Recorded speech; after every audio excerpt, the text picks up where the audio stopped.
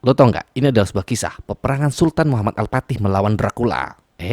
Ada dua karakter besar di sini. Yang pertama adalah Muhammad Al-Fatih, atau sejarah mengenal dia sebagai penakluk Konstantinopel. Yang kedua adalah Dracula, salah satu karakter vampir penghisap darah dari dunia barat. Loh, kenapa Sultan Muhammad Al-Fatih bisa bertemu dengan Dracula? Nah, untuk masuk ke materinya, mari kita bahas. Sebelum itu, putar intronya.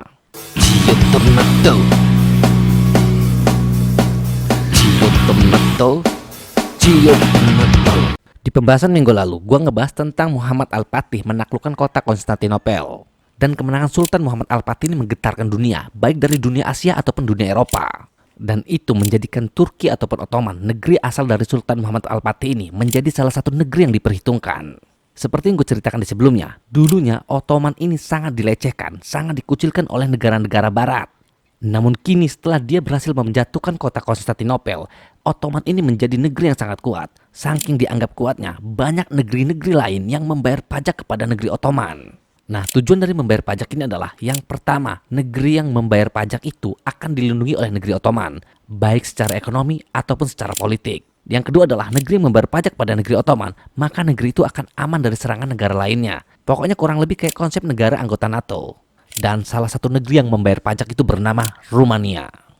Nah, dari Rumania inilah yang nantinya akan muncul sosok yang sangat menakutkan bagi umat Islam. Bahkan sejarah pun sendiri sampai ketakutan untuk mencatatnya, sehingga mengubah identitasnya. Dialah Dracula. Dia berasal dari Rumania. Nama aslinya adalah Vlad III Dracula. Dia lahir di tahun 1431 dan wafat di tahun 1476 atau 1477. Dia menguasai wilayah Wallachia atau sekarang dengan sebutan Rumania. Vlad III Dracula ini memiliki seorang ayah yang bernama Vlad II Dracul. Ayah Vlad III Dracula ini seorang anggota Ordo Naga, yaitu sebuah ordo Kristen militer yang melawan Ottoman. Yang artinya Vlad III Dracula ini masih keturunan dari seorang ksatria. Nah, seperti yang gue ceritakan di awal tadi, bahwa Rumania ini masih membayar pajak kepada negara Ottoman ataupun Turki. Dengan tujuan agar negara Rumania ini dilindungi oleh Turki baik secara ekonomi ataupun secara politiknya. Namun selain membayar pajak, ternyata Turki atau Ottoman juga meminta sebuah jaminan. Jaminannya adalah Rumania harus mengirimkan ratusan anak dari negaranya untuk dibawa ke Ottoman ataupun Turki guna untuk menjadi sandera politik. Nah, apa itu tujuan dari sandera politik ini? Tujuannya adalah agar Rumania ini tidak melatih anak-anak mereka menjadi tentara militer, karena dikhawatirkan jika Rumania melatih tentaranya maka mereka akan menyerang Turki. Jadi ini merupakan salah satu trik dari negara Turki untuk melemahkan Rumania. Dan salah satu ratusan anak yang dijaminkan oleh Rumania itu bernama Vlad III Dracula, yang pada saat itu dia berusia 11 tahun. Selama dia ada di Turki ataupun di Ottoman, Vlad III ini di bawah pengawasan Sultan Ottoman Muda. Nah, Sultan Ottoman Muda ini kelak di masa depan nanti dia akan dikenal sebagai Sultan Muhammad Al-Fatih, sang penakluk Konstantinopel. Nah, sekarang kita lanjut ke Vlad Draculanya. Di usia dewasa, Vlad III Dracula ini dikembalikan lagi ke Rumania. Dan di Rumania, Vlad III ini tinggal di Wallachia. Wallachia adalah sebuah kota kecil yang ada di Rumania. Di sebelah selatan dia berbatasan dengan Ottoman, dan di sebelah utaranya dia berbatasan dengan Hungaria dan Kristen Eropa. Dan Wallachia ini merupakan kota yang tidak aman, kota yang sering terjadi konflik kekuasaan, di mana sering terjadi peperangan di dalam kota ini. Dan pemimpin kota Wallachia pada saat itu bernama Vladislav II. Berdasarkan catatan sejarah, karena pada saat itu Wallachia lagi kacau, Vlad III Dracula ini melihat sebuah kesempatan. Dengan dukungan dari Hungaria, Vlad III Dracula ini dia menantang Vladislav II, raja dari Wallachia.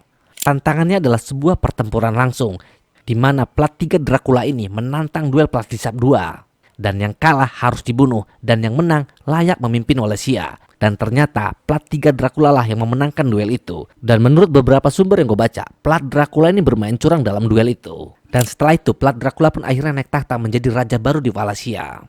Tapi ternyata setelah dia menjadi penguasa Wallachia, Wallachia menjadi lebih mengerikan dari sebelumnya.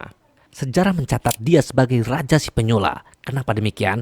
Karena dia ini memiliki sebuah metode eksekusi yang sangat brutal. Dan lo tau nggak gimana cara eksekusi dengan cara disula?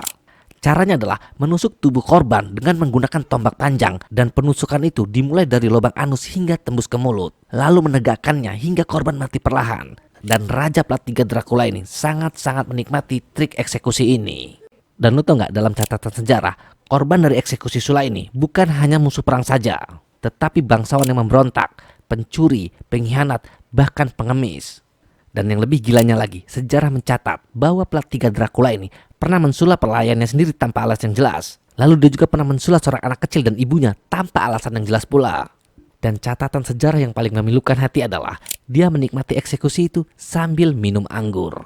Namun kegilaan itu akan segera berakhir karena pada tahun 1462 plat 3 Dracula ini malah menantang Sultan Muhammad Al-Fatih. Langkah pertama yang dilakukan oleh plat Dracula adalah dia berhenti membayar pajak kepada Ottoman. Lalu kemudian dia membunuh utusan Ottoman. Dan yang paling parahnya adalah dia menyerang beberapa wilayah di Ottoman. Nah, dalam penyerangan ke wilayah Ottoman ini, ternyata plat 3 Dracula ini tidak membunuh penduduk Ottoman. Tetapi lebih dari 10.000 penduduk Ottoman dia culik dan dia bawa ke salah satu hutan yang ada di Wallachia. Tentu saja dari berhenti membayar pajak, lalu membunuh utusan Ottoman, kemudian menyerang wilayah Ottoman, ditambah lagi menculik penduduk Ottoman, itu berarti menantang perang Sultan Muhammad Al-Fatih. Pada tahun 1462, Sultan Muhammad Al-Fatih langsung memimpin invasi ke Wallachia. Sultan Muhammad Al-Fatih membawa 90.000 tentara, sedangkan pasukan plat 3 Dracula hanya 30.000 tentara. Tentu saja, plat 3 Dracula tahu bahwa dia kalah jumlah.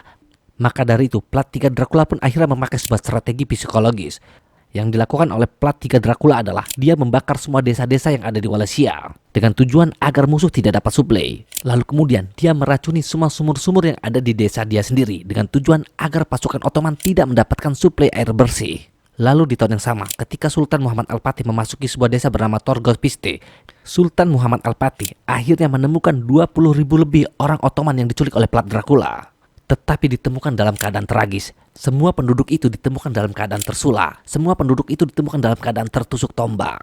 Dan diperkirakan lebih dari 20.000 mayat disula. Bahkan sumber Ottoman pun mencatat bahwa Sultan Muhammad Al-Fatih terguncang melihat situasi itu. Kabar tentang terguncangnya Muhammad Al-Fatih ini terdengar oleh plat Dracula. Akhirnya di tahun yang sama, di tahun 1462, plat Dracula ini melancarkan serangan malam terhadap kamp Ottoman. Targetnya adalah dia ingin langsung membunuh Sultan Muhammad Al-Fatih. Tetapi serangan itu gagal karena plat Dracula ini salah pilih tenda. Yang dia serang itu tenda prajurit biasa, bukan tendanya Sultan Muhammad Al-Fatih. Nah, setelah penyerangan malam itu, plat Dracula ini berhasil kabur melarikan diri. Dan dia tidak pernah lagi nongol nih ke Ottoman. Namun di tahun 1476, tiba-tiba plat Dracula ini nongol lagi dengan pasukan yang sangat sedikit. Dan dia malah menantang duel Sultan Muhammad Al-Fatih. Mungkin Dracula ini berpikir bahwa Ottoman itu sama seperti wilayah Wallachia, di mana ketika Dracula merebut Wallachia, dia cukup menantang duel Vladisław II saja. Jadi di sini Dracula menggunakan trik yang sama, di mana plat 3 Dracula ini menantang duel Sultan Muhammad Al-Fatih. Dan jika Sultan Muhammad Al-Fatih kalah atau terbunuh, maka Ottoman akan menjadi wilayah milik plat Dracula. Dan duel pun terjadi, dan ternyata hasil duelnya sangat di luar dugaan. Rupanya plat Dracula ini melakukan sebuah kesalahan fatal. Kesalahan fatal yang dilakukan Dracula adalah dia menyamakan kemampuan tempur duel dari Sultan Muhammad Al-Fatih asal Ottoman ini dengan kemampuan tempur Raja Vladisław asal Wallachia. Padahal kenyataannya kemampuan tempur Sultan Muhammad Al-Fatih di atas rata-rata. Tentu saja itu tidak bisa diperbandingkan, dan akhirnya plat Dracula pun kalah dalam duel itu. Kepala Dracula pun dipenggal oleh Sultan Muhammad Al-Fatih, lalu dikirim ke Istanbul sebagai bukti dari sebuah kemenangan. Nah, dengan tewasnya plat Dracula, maka berakhirlah sejarah penyulaan, pengeksekusian terbrutal dalam sejarah. Dan cerita penyulaan itu akhirnya tetap menjadi mimpi buruk bagi orang-orang di masa itu hingga di abad ke-19. Hingga akhirnya penulis Irlandia bernama Bram Stoker, dia menulis novel yang berjudul Dracula. Dia mengambil nama Dracula dari sejarah Vlad, tetapi karakter ini fiksi total. Dalam Dracula versi Bram Stoker ini, Draculanya minum darah, Draculanya bisa hidup abadi, dan Draculanya punya kekuatan supranatural.